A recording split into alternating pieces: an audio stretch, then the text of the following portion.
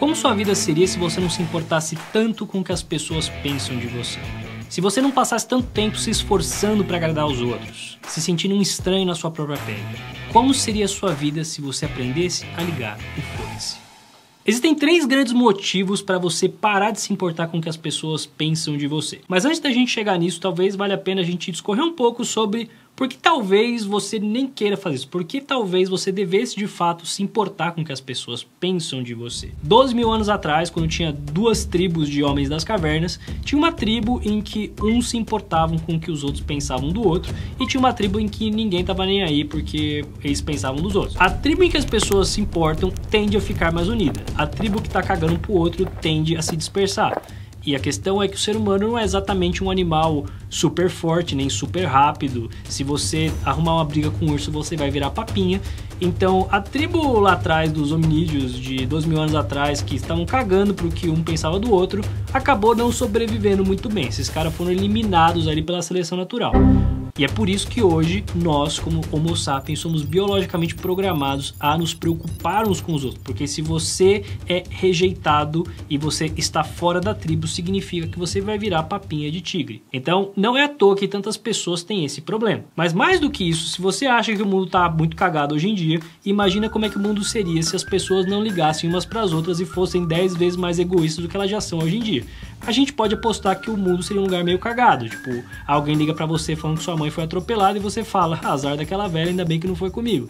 O mundo ia ser um lugar meio escroto. Então, existe sim um valor em você se importar com o que as pessoas pensam de você, porque afinal de contas te torna um ser humano melhor. E é a base que faz com que exista amor, amizade, lealdade, companheirismo e várias coisas boas que fazem parte da experiência humana. Mas, se você tá no lado excessivo do espectro, se você se importa demais e você não consegue viver a própria vida, eu vou te dar as 3 razões pelas quais você definitivamente não deveria fazer isso e que, quem sabe, te ajude a dar o passo de ser uma pessoa muito mais autêntica. Razão número 1. Imagina que você tá andando pela rua, cuidando da sua própria vida e você percebe que tem uma criança no meio de uma avenida movimentada cheia de carro que vai passar por cima dessa criança. O que você faz? Provavelmente você vai sair gritando, correndo, tentando parar o trânsito e salvar essa criança, porque essa criança pode morrer se você não fizer isso. E aí é que tá. Talvez as pessoas que estejam à sua volta olhem aquilo e falem assim, André, seu idiota, não se meta no meio de uma rua com carros passando,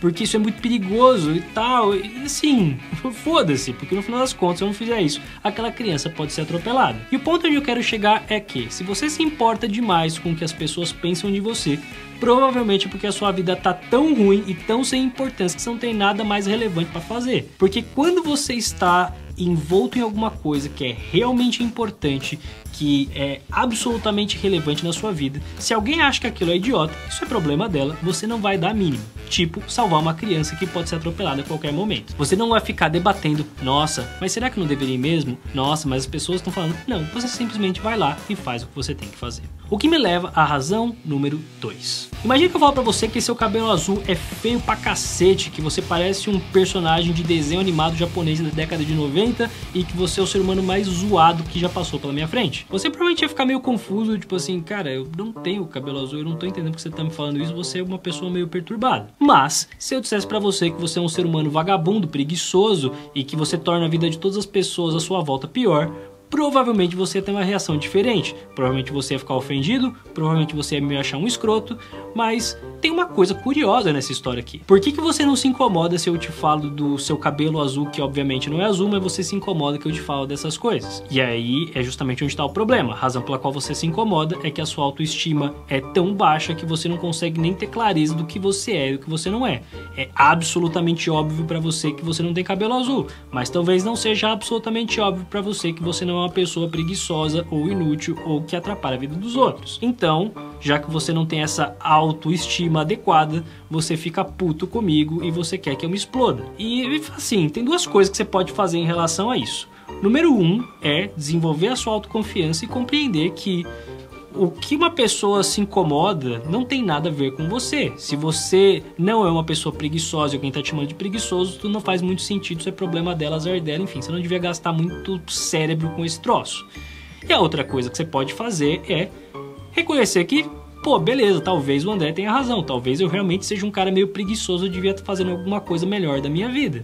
E tá tudo bem, não tem nada de errado com isso. E você pode usar esse fenômeno pra evoluir e ser uma pessoa melhor, ou não ficar desse jeito que tá e tudo bem, você não precisa ser um cara perfeito, mas no final do dia, se você está incomodado com o que eu tô falando pra você, é porque a sua autoestima não tá no lugar. O que me leva à razão número 3. Você provavelmente admira pessoas que são autênticas, pessoas que são não convencionais e criam seus próprios caminhos e seguem carreiras que a maior parte das pessoas não tem coragem de seguir, o que é muito legal.